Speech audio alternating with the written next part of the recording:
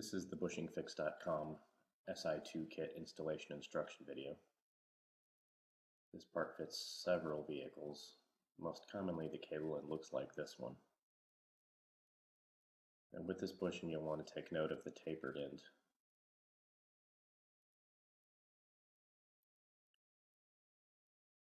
And you'll want the taper pointing away from the transmission pin. That's to say it'll sit in there kind of like that. And the easiest way to get this in is to turn it sideways and sort of squeeze it and flatten it as you push it in.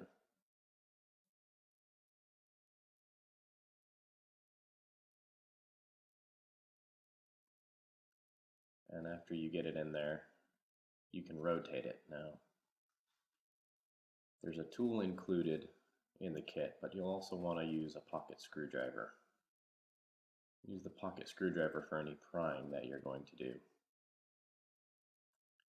And you can use the other tool like a shoehorn, and we'll show you how to do that in just a moment.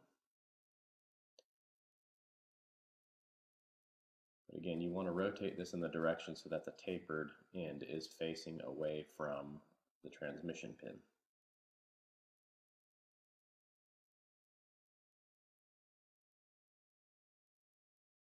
And this is the installation tool, and this one might look a little beat up because we are longevity testing it.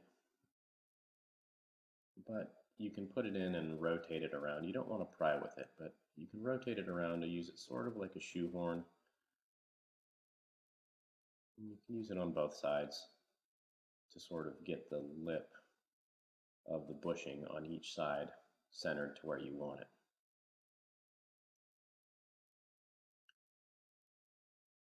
And depending on the cable style and which direction you've got the bushing set up, you'll want the tapered end to sort of protrude a little bit from the end of the cable, ideally. It doesn't have to be quite like that. We'll show you a picture at the end of the video. But if you get it close and you get it pretty well centered, everything will work fine.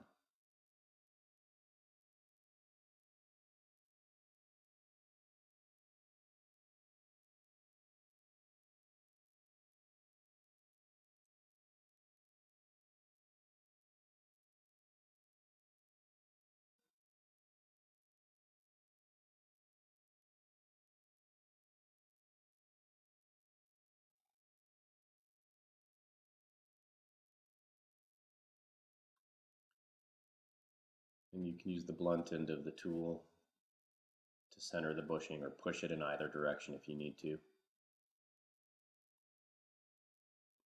And once you've got it most of the way centered, you can also use the transmission pin a little bit to sort of push it into place. The transmission pin kind of makes a convenient tool.